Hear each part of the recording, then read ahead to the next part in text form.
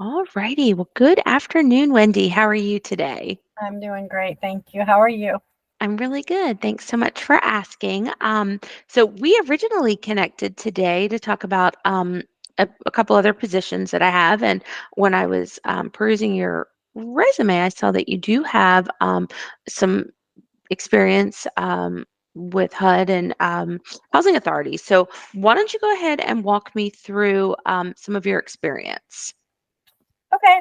Well, let's see. I want to say it was about the year 2000 is when I started my career with housing. Hmm. I work for a nonprofit that handled all of Worcester County in Massachusetts, so it was multiple areas. It wasn't just localized, vouchers. Um, I started off in the inspection department. Then I moved my way up to program representative. Then I became an internal auditor. They actually approached me about the position. So I was auditing, making sure that everything that was getting sent to HUD was, accurate and within the guidelines and all that. And then I became a supervisor. We had lost our manager, so they had asked two of the program rep people to step in and just become supervisors and kind of oversee some of the other staff. And um, I did that for about a year and a half, and then they had basically eliminated the position when they did hire a new manager. And I was offered a position to do internal training. But I ended up leaving because I had missed really working with the clients, and I had been there for almost 10 years, and it was just time to make a change. And so I stepped away from housing for a little bit. I trying to remember what I did after that. I think I worked in uh, like market apartments for a Hmm. while. I did that for about three and a half years. And that was, a lot of similarities in what I was doing, but working with, not low income people, income based type housing. It was market. Okay. Uh, but I've gravitated back and forth with housing. I've worked at multiple housing authorities as well as the nonprofit. Uh, so when I worked at the Gardner Housing Authority, I was family self sufficiency coordinator and slash program rep. So it was doing a lot of everything basically.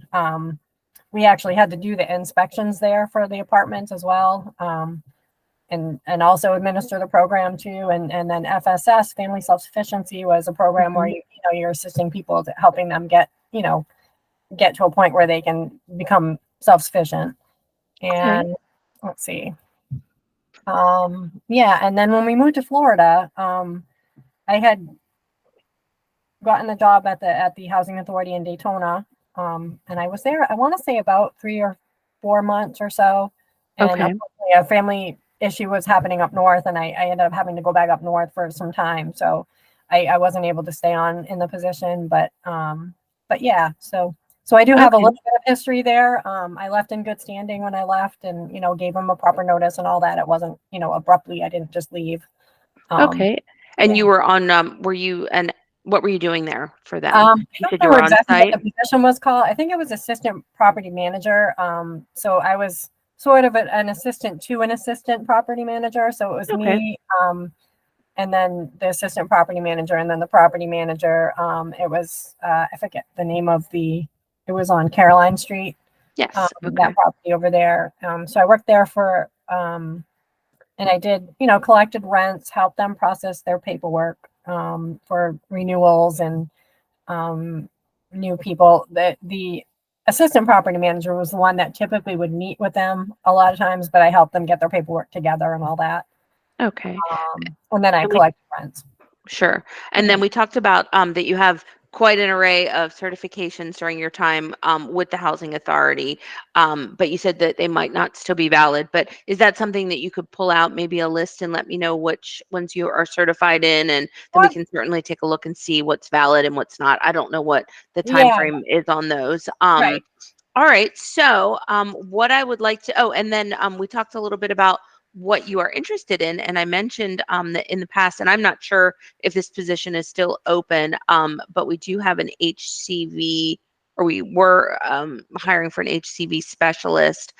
So I can certainly check on that one. And then, did I notice that you have accounting experience as well? I have done accounting duties, Okay. so I've done accounts payable and receivable and, I've those types of duties, but that hasn't been the primary focus of my job. Okay. But I have definitely done those types of things. All right. And you have your associate's degree, correct? Correct. Yes. All right. And when are you available to start working?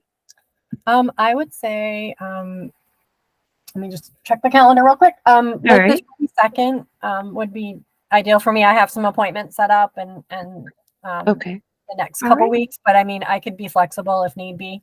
Okay. All right. Well, great. Well, I'm going to go ahead and stop this part of the interview, but don't go anywhere. I'll be right back. All right. Thanks. Thank you.